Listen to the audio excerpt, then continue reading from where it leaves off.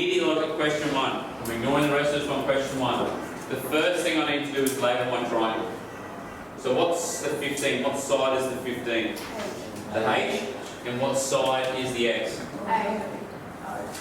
Opposite the angle, isn't it? So it's an O. So immediately, now I say, so step 1 is label my triangle. Step 2, why do you run this down? Step 1, label. Step 2,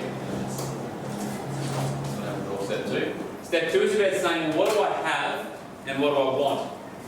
So step 2 is saying have and want. So what do I have and what do I want? I have my angle and hypotenuse. What do I want? Opposite. So I write down, if I wanted to, I could write down, have and want. If I don't need to do that, I'm all good. I now pick my identity. So which identity has everything that I want or everything that I have? Sine. Sine's got opposite, it's got a hypotenuse, and it's got an angle. All of them will have an angle, correct? So it's really about saying what side do I have and what side do I want. And that is sine in this case, because I want the opposite and I have the hypotenuse. So then I write my formula down. From there it's not about trig anymore. What's it about? Rearranging. So what should I do?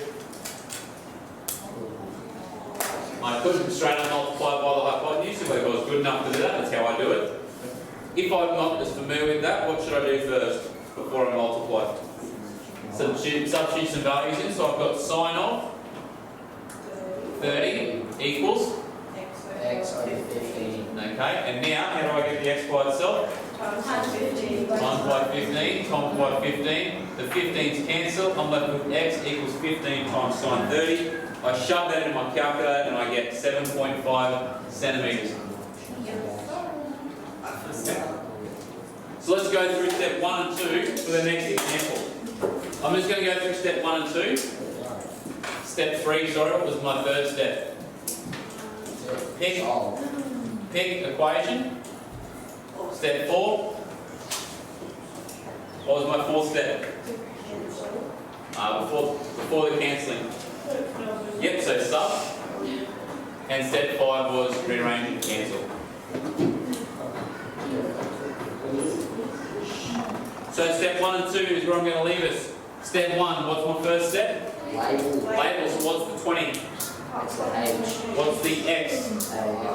A. Step 2, so that's step 1 now. Step 2, what do I have and what do I want? You want the lower.